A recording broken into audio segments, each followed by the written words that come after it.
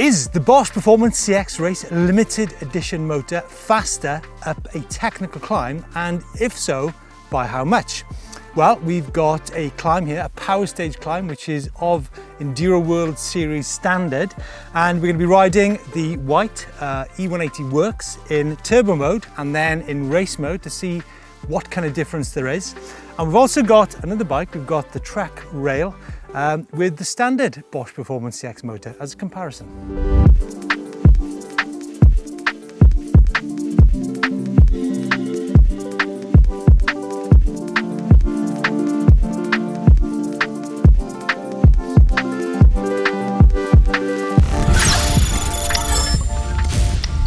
Now, it's not a full-length power stage by any means, but it's definitely a section of, and I think the crux of the climb is this multi-step section halfway up. So it's about 10 steps in succession, different heights, different angles, and different widths. So I think this could be the make or break of the climb.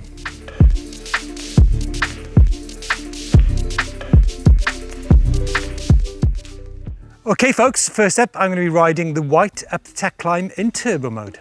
3, 2, 1.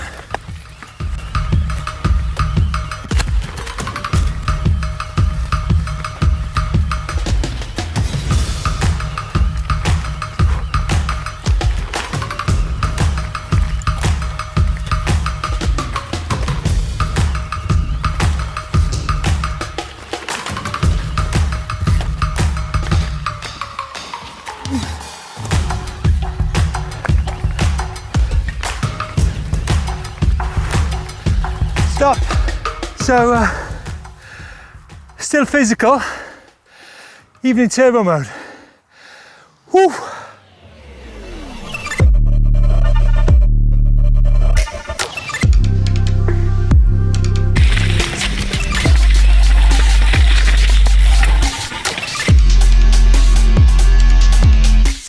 Now next up, I'm going to hit the magic button and transfer into race mode, which should give me that extra acceleration to get up over that super technical crux part of the climb. One other thing I want to mention is different brands have different philosophies when they come to the display. So this white E180 Works, they've gone for the remote only, where you can change the mode.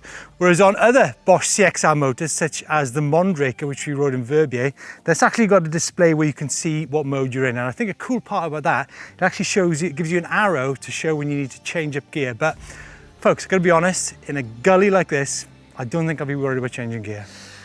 Okay folks, just going to engage the beautiful race mode. And we're away. 3, 2, 1. And you can feel the instant pickup, faster acceleration on the race motor. So I'm kind of guessing that I've already gained a tenth or so there. It's feeling easier on my legs. But now I'm coming into the crux section. Ooh, bit of a bottom out, bit of a stall, but I can just feel the momentum is faster.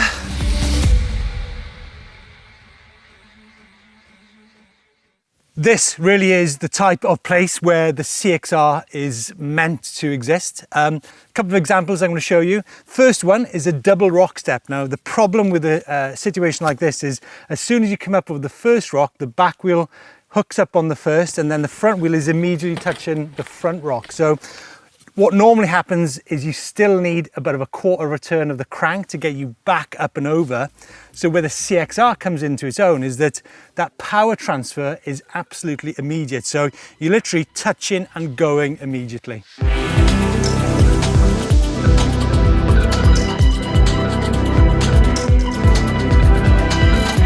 Of course, what you're going to be aware of in situations like this is because you've got that fraction more overrun, that you really need to have the reaction time. So for example, a minute ago, I came up with the first rock and then I was a little bit out of line. I wasn't in the right place on the bike and simply the bike was like a wild horse.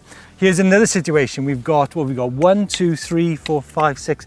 We've probably got 10 rocks here, different levels, different spaces, and you'll see a lot of people talk about using extended boost and the sort of ratcheting mode to get up technical climbs. Well, I have to be honest with you that the ratcheting mode will not get you up a section like this.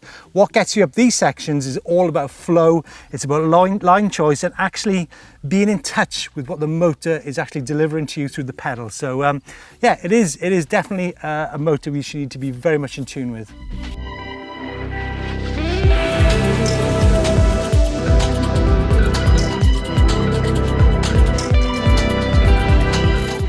I actually think you can run a higher gear with a CXR, which means that in situations like this, more momentum, more flow.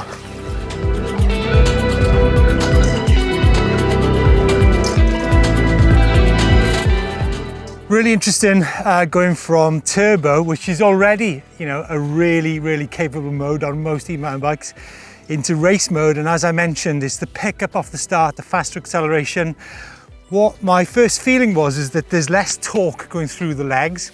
You're spinning possibly a higher cadence for sure, which also has an effect of, you know, when you come to the technical parts, you need to be really tuned into, you know, to what gear you're going to be in as you approach the crux. So on turbo mode, I cleaned the section, a little bit of a stall on the crux, but I think that was mainly due to the fact that you've got a little bit of a crank turn to be able to get up and over, whereas the reaction, the power transfer on the CXR is actually immediate. So I think that had an effect. I didn't actually have that clean a run on the CXR. I did sort of stall a little bit. I didn't put my feet down, but I could still feel a little bit of a stall. So in as much as this, you know, it's a great motor, it still relies on you, the rider, to get your line right, your weight transfer on the bike right, gearing, bike setup, and so forth. So what you want to know is the time difference.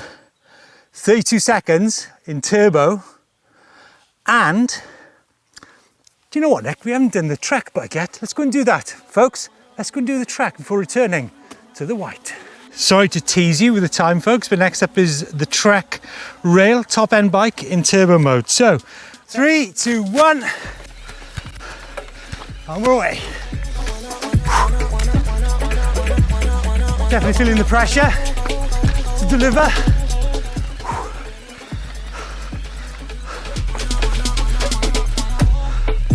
Okay. Take it easy. Take it easy. Okay, going good. Going good. Wow. Oh my God. It's been a while. Whose idea was this? Technical climbing. Savage. Give me 5 hours. I think those multiple efforts on the track really do highlight the fact how much the motor in itself is not enough. You need to rely on the tyre choice, the tyre pressure, the rider weight, the rider line, and also remember this one is the fatigue levels of you as a rider. Now, if you ride any kind of enduro race, whether it be a national or a world series like the EWS, they are very tough events. I mean, a lot of people commented on the EWS and Finale, the e-bike series was tougher than the mountain bike race. I mean, you're looking at 8-9 hours in the saddle, 12 stages. Of those, a lot are climbing within a downhill stage. Plus, of course, you've got the power stages, which are predominantly uphill. So the fatigue levels are quite acute. So that will probably have more an effect than the motor for, let's say, a large percent of the races. Obviously, the top racers will have their bodies, their bikes, everything tuned to the nth degree. But all you guys want to know is the times. Right, now bear in mind, as I mentioned, that the Trek has got harder compound tyres and is also lighter. The Trek weighs in around about 21 kilos, whereas the white is about 25, 26. Remember, part of that weight can be accounted to by the tyres. The super grippy Maxxis Assegai on the white is a fantastic climbing tyre. But the time. Now, I did feel a little bit more torque through my legs on the track, but it did feel like it was moving through the terrain pretty well. Did screw up on the crux a couple of times, but I did manage to nail it in the end. 30 seconds. 30 seconds on the track, which I think is a good time. 2 seconds faster than this bike in turbo mode, so that's quite an interesting comparison in itself. But guys, I guess you want to know, how fast was the CXR motor on the white? Well, I can tell you, it was a far from accurate run, I have to say that, but the time was 28 seconds. 2 seconds faster than the Trek and 4 seconds faster than the same bike in turbo mode. That is massive, over 30 seconds. So there you go, Bosch have absolutely nailed it. They've made a motor which is actually faster up a technical climb. Remember, I do emphasize that this is one climb on one day with one rider, but what they've done is they made the characteristics that enable you to conquer the steps, the routes, which actually, and it's that in itself that leads to the faster time, plus all the other parts which I mentioned, the rider, the tires, blah, blah, blah.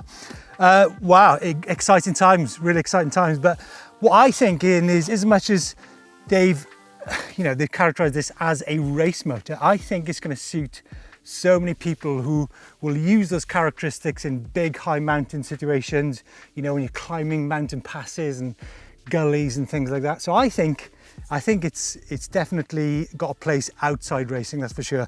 Folks, let us know. Have you had a go on the race motor? If so, let us know your thoughts on it. Two fantastic bikes though. So yeah, don't forget to see our 2 other videos on the CX Race Limited Edition, and they go into depth about some of the more technical details. Thanks for joining us in the woods. I love riding tech climbs. See you next time.